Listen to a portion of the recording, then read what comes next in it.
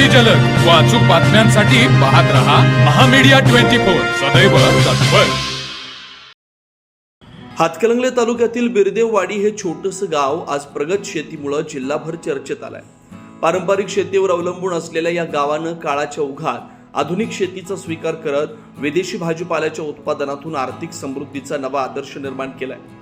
2,5-3 हजार लोकसंख्या असलेल्या बिरदेववाडी गावाचा शेती हाच प्रमुख व्यवसाय। जोडील दुग्ध व्यवसायातून शेतकऱ्यांनी प्रगतीची कास धरली।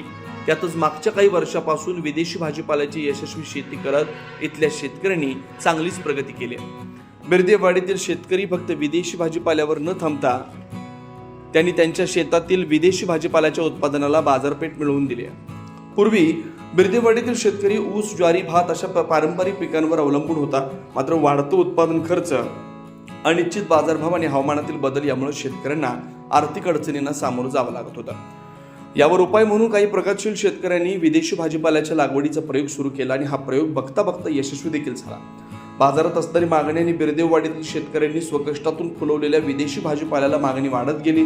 यातूनच येथील शेतकऱ्यांनी आपली आर्थिक उन्नती साधली। गावातील शेतकरी आता मोठ्या प्रमाणावर lettuce, broccoli, zucchini, cherry, tomato, red आणि येलो कॅप्सिकम यांसारख्या विदेशी भाज्यांचं उत्पादन घेत आहेत। या पिकांना शहरातील हॉटेल्स, मॉल्स आणि सुपर मार्केटमध्ये मोठी मागणी आहे। या विदेशी भाज्यांचं उत्पादन घेत असताना पारंपरिक शेती पद्धतीला फाटा देत शेतकऱ्यांनी शेतीत ड्रिप इरिगेशन, पॉलीहाऊस, शेडनेट यासारख्या आधुनिक तंत्रज्ञानाचा वापर सुरू केलाय। त्यामुळे कमी पाण्यात जास्त उत्पादन मिळत असून गुणवत्ता उत्तम राखली जाते।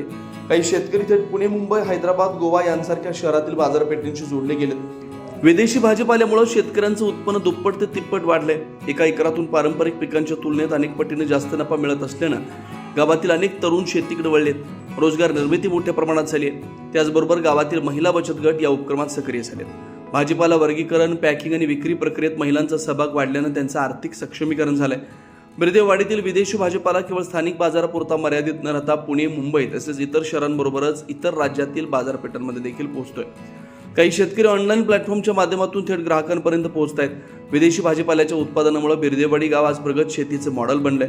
जिल्ह्यातील तसेच राज्यातील इतर शेतकरी इथं भेट देऊन मार्गदर्शन घेत आहेत। विदेशी भाजीपाल्यांमध्ये cherry, tomato, pak choi, China cabbage, red cabbage, Thai chilli, basil, herbal tea, rocket, parsley, broccoli, celery, lollo, Simpson, thyme रोज, मिरी, आईसबर्ग, झुकिनी अशा विविध प्रकारच्या विदेशी भाजीपाल्यांच्या रोपाची लागण केली जाते।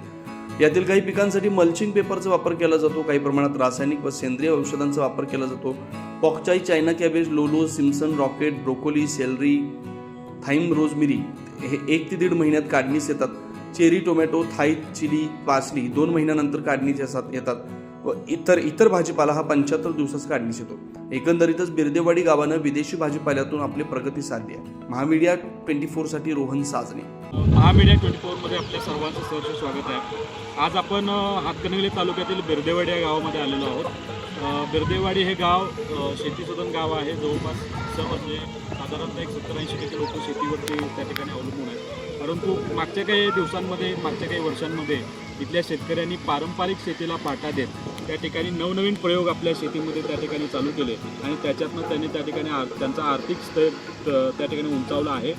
असाच प्रयोग इथल्या काही शेतकऱ्यांनी केला। सुरुवातीला 12 शेतकरी या विदेशी भाजीपाल्याशी जोडले गेले आणि आज जवळपास 60 ते 70% शेतकरी ही या बिरदेववाडी गावातले या त्या ठिकाणी विदेशी भाजीपाल्याशी जोडले गेले त्याची शेती त्या ठिकाणी करतात। त्यातलेच काही प्रमुख शेतकरी आपल्यासोबत आहेत। राजाराम नाईक नावाचे आपले शेतकरी आहेत, सुरेश नाईक आपल्यासोबत आहेत। त्यांच्याकडनं जाणून घेऊया की कशा पद्धतीने या विदेशी भाजीपाल्याचं त्या ठिकाणी उत्पादन त्या ठिकाणी घेतलं जातं आणि कशा पद्धतीनं मार्केटमध्ये किंवा बाजारपेठेमध्ये त्याची उपलब्धता केली जाते आणि त्यातून त्या ठिकाणी कशा पद्धतीने त्यांचा आर्थिक स्तर सुधारला गेला याची माहिती आपण त्यांच्याकडे जाणून घेऊ। नमस्कार, राजाराम बाळासाहेब नाईक माझं नाव।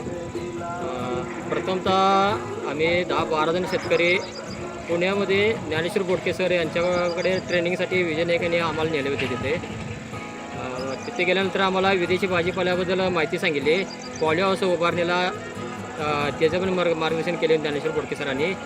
परत बँकेकडून कर्ज वगैरे घेऊन आम्ही पॉली हाऊस उभा केले। पॉली हाऊसमधली आतली पिकं होती ही। नंतर आम्ही हळूहळू थोडे ते बाहेर पण घेतले।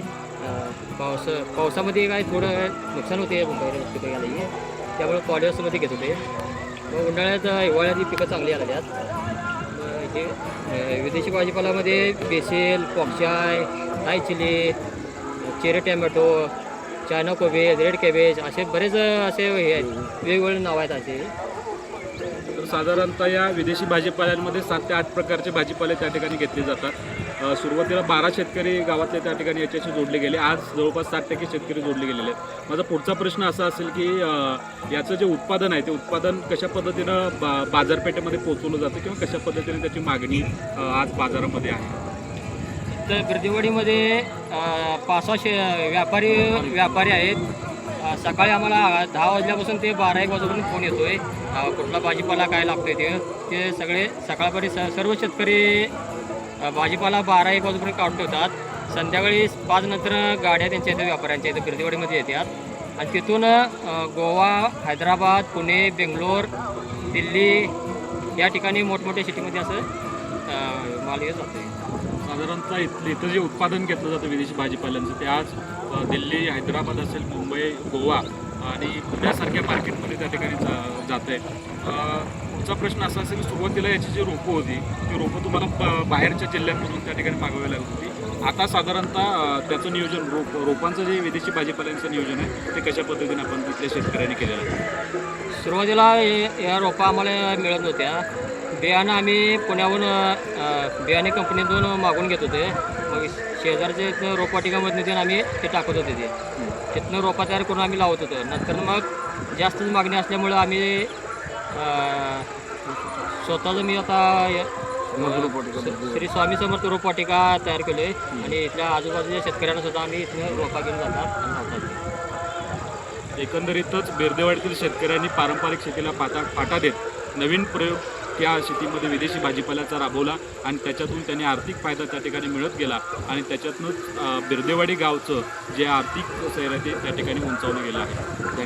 तर मग चला सबस्क्राईब करायला विसरू नका महामेडिया 24 न्यूज चॅनलला. महामेडिया 24 सदैव तत्पर.